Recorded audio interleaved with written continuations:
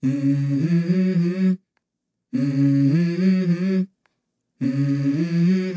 কথা স্পষ্ট করে বলে রাখা ভালো, সংগ্রামী যৌথ মঞ্চ চায় বিভ্রান্তিতে নয়, সঠিক বার্তাতে ভরসা রাখুন। এমনই কথা বললেন সংগ্রামী যৌথ মঞ্চের সাধারণ সম্পাদক, সবথেকে পরিচিত মুখ, লড়াকু সৈনিকও বলতে পারেন, ভাস্কর ঘোষ। মাস্টারমশাই ভাস্কর ঘোষ এই ডিএ মামলার চলমান পরিস্থিতি নিয়ে বেশ কিছু তথ্য শেয়ার করেছে, সবটা জানাবো। আমি শিবরাম সরকার, আপনারা দেখছেন নিমতিতা দর্শন। আপনারা জানেন যে 16 বার সুপ্রিম কোর্টের ডিএ মামলা পিছিয়ে যাচ্ছে। ফের কবে ডিএ মামলা উঠতে পারে তার সম্ভাব্য তারিখ সুপ্রিম কোর্টের ওয়েবসাইটের তথ্য অনুসারে আগামী 7ই মে এই মামলার পরবর্তী শুনানির সম্ভাবনা রয়েছে। এই শুনানি যাতে হয়, পিছিয়ে যাতে না যায়, সেজন্য কিছু পদক্ষেপ গ্রহণ করছে সংগ্রামী যৌথ মঞ্চ। একদিকে কর্মচারীদের মধ্যে একটা হতাশা, আবার সেই হতাশার মধ্যে মামলা চালাতে গিয়ে একটা খরচ, সুপ্রিম কোর্টে মামলা চালাতে গেলে একটা বিশাল টাকার দরকার।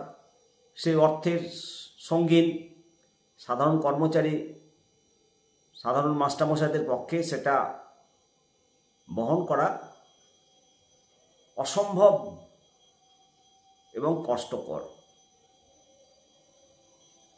কষ্টকরও সম্ভব হবে না।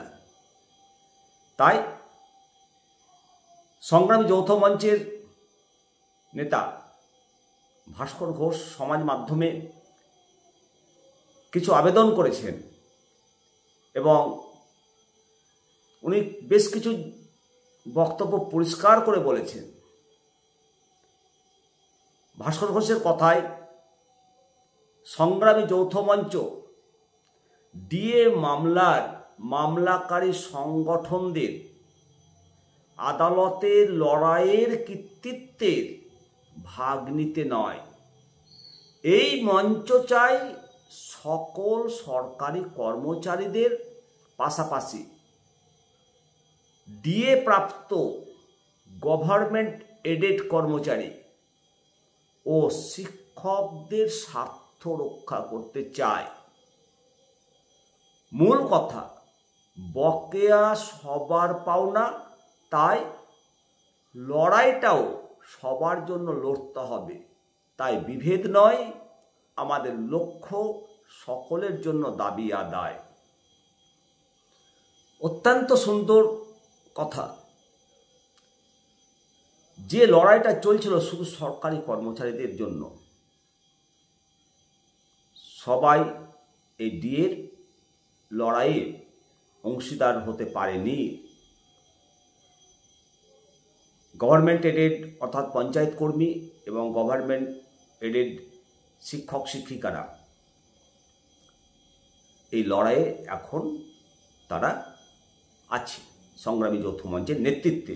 ভাস্কর ঘোষের কথা দেখে সেটাই বুঝতে পারা যায়। এবং শিক্ষক শিক্ষিকা, সমস্ত গভর্নমেন্ট এডেড কর্মচারীরা, সমস্ত পেনশন হোল্ডাররাও এর সুফলটা পাবে। বর্তমানে সুপ্রিম কোর্টে ডিএ মামলার যে একটা তারিখ, সংগ্রামী যৌথ মঞ্চ চায় প্রত্যেক মামলাকারী সংগঠন তাদের মাথাতেই সসম্মানে থাকুক। এবং আরও একটা কথা বলেছেন যে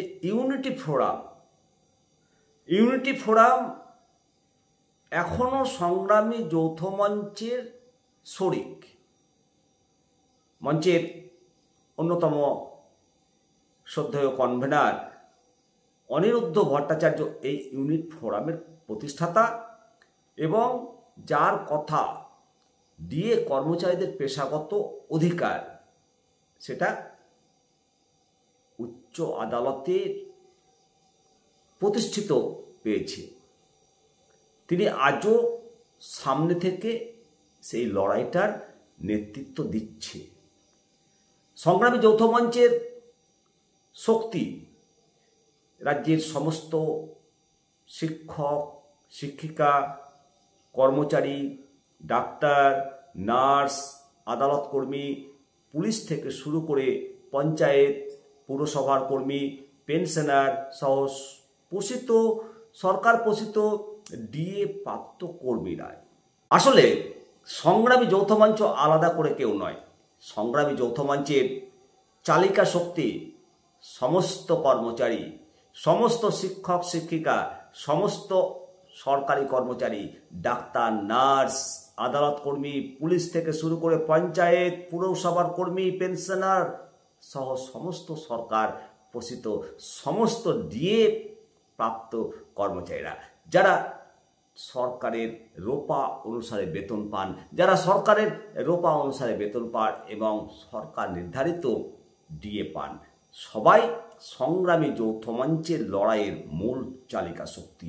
এবং এই লড়াই চালাতে গিয়ে যে শক্তির প্রয়োজন, সেই শক্তির মূল রসদ সমস্ত সরকারি কর্মচারীরাই সাহায্য করবেন।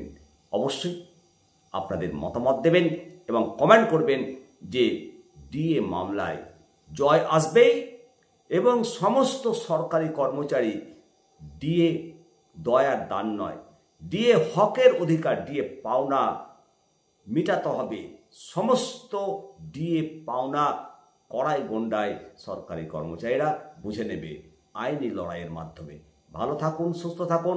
পরবর্তী আপডেট নিয়ে আবার আপনাদের সামনে হাজির হব। আমি শিবরাম সরকার। অবশ্যই চ্যানেলটিকে সাবস্ক্রাইব করবেন। নমস্কার।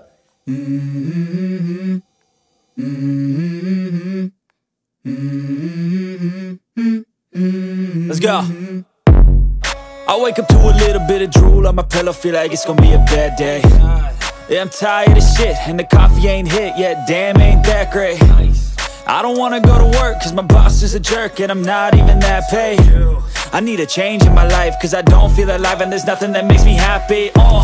Hold my beer for a minute, I'm about to quit my job, cash in for a ticket. I'm going on a trip and I don't plan to visit. I'm gonna stay there till I feel like I'm winning, and this is just the beginning. I need a big change, help me feel like living. I need a big swing, home runs I'm hitting, and I'll never look back, moving on till I get it all. And we all got dreams, we all want things, but what you gonna do for it? How you gonna move for it? What you gonna be?